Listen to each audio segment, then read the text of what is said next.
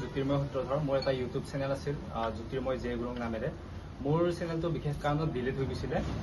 তাৰপিছত যেহেতু ডিলিট হৈ গৈছিলে আমি 7 দিনৰ ভিতৰত মানে চেনেলটো ৰিকভাৰি কৰিব লাগে নহলে চেনেলটো উভতাই নাহে সেইকাৰণে আমি যেহেতু আমাৰ ডিষ্ট্ৰিক্টৰে মুস্তাফিজুৰ ৰহমান তো তেওঁ ক'লে যে মই চেনেলটো ৰিকভাৰি কৰিব পাৰিম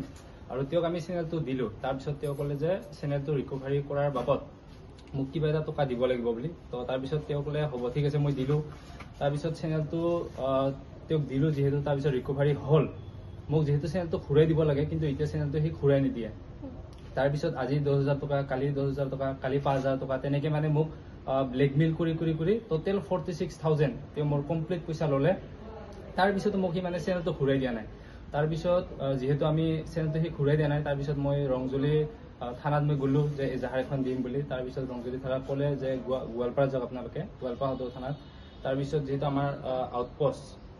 মোৰ দৰংগিৰি হয় দৰংগিৰিত গ'লো তেওঁলোকক ক'লে যে গোৱালপাৰাত যাওক বুলি তাৰপিছত মই গোৱালপাৰাত আহিলো গোৱালপাৰাত মই ছাৰক জনালো সদৰ থানাত তাৰপিছত তেওঁলোকে ক'লে যে ৰংজলিত যাব লাগিছিলে বুলি এতিয়া মই যেহেতু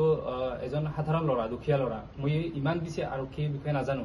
সেইকাৰণে ইয়াত তাত মানে খেদি আছে তো সেইটোৰ কাৰণে অলপ বেয়া লাগিছে তাৰপিছত কমপ্লিট মোক এতিয়া চেনেলটো ঘূৰাই নিদি আছে তাৰপিছত এফআইআৰ যেহেতু মই সদৰ থানাত দিলো তাৰপিছত মুস্তাফিজুৰ ৰহমানে মোক ফোন কৰি দম দিয়ে যে তোমাৰ ইউটিউব কেৰিয়াৰ মানে জীৱনটো তোমাৰ বৰবাদ কৰি দিম মোক ইউটিউবৰ মই বহুত ডাঙৰ হয় এনেকুৱা বুলি মোক ভাবুকি প্ৰদান কৰে গোটেইবিলাক কল ৰেকৰ্ড আছে সেইবিলাক মই থানাত জনাইছো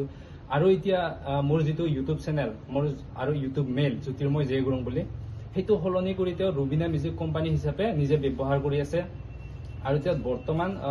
6টা নে 4টা ভিডিঅ' আপলোড কৰিছে তেওঁ আৰু তাৰপিছত যোনটো মোৰ ইমেইল সেই ইমেইলটো অন্য যিবিলাক ইউটিউবাৰ বা আমাৰ গোৱালপাৰা ডিষ্ট্ৰিক্টৰে কামৰূপ ডিষ্ট্ৰিক্টৰে সেই ইউটিউবাৰ বিলাক মোৰ ডাঙৰ চেনেল দি 2 লাখ প্ৰায় ছাবস্ক্ৰাইবাৰ হয় আৰু সেই চেনেল দি তেওঁ মানে বেলেগক ষ্ট্ৰাইক দিয়ে নটিচ দিয়ে তো তেনেকে এতিয়া মোৰ যেহেতু চেনেলটো সকলোৱে জানে মোৰ নামত আছিলে বুলি এতিয়া গুৱাহাটী কোৰ্টৰ পৰা মোৰ নামত এখন নটিচ আহিছে কিন্তু কামটো কৰি আছে মুস্তাফিজুৰে ব্লেকমেইলটো কৰি আছে মুস্তাফিজুৰে কিন্তু নটিচটো মোৰ নামত আহিছে তো সেইকাৰণে এতিয়া মই খুবেই মানে দুখ পাইছো আজি 2 মাহ ধৰি মই ইয়াৰ পৰা তাত তেনেকে দৌৰি আছো এতিয়া আমি হলে সাধাৰণ ল'ৰা আমি ইপিনে সিপিনে কিবাকে চলি আছো এতিয়া কোৰ্টৰ ইটো যাব লাগে সিটো যাব লাগে মই ক'ত পইচা পাম বা মই কেনেকে চলিম আৰু মই ইমান বিষয়ে মই নাজানো গতিকে মই অনুৰোধ জনাইছো আৰক্ষী প্ৰশাসনক যে সোনকালে মোক এই সমস্যাটোৰ পৰা সমাধান দিব লাগে হয় ৰকিবুল হুছেইনৰ মই এতিয়াই ৰকিবুল হুছেইনক ফোন কৰি আছো তুমি কি কৰা তুমি একশ্যন লোৱা যি লোৱা তুমি মানে তোমাক মই জীৱনটো বৰবাদ কৰি আছো তোমাৰ লাইফটো বৰবাদ কৰি আছো এনেকে বুলি মোক ভাবুকি দিয়ে হয় মই কংগ্ৰেছৰ কোন হয় তুমি জানা এনেকুৱা বুলি মোক ভাবুকি দিছিলে ৰকিবুল হুছেইনৰ নামলৈ দম দিছে হয় ৰকিবুল হুছেইনৰ নামলৈ দম দিছে মোক এতিয়া কি বিচাৰে আপুনি এতিয়া মই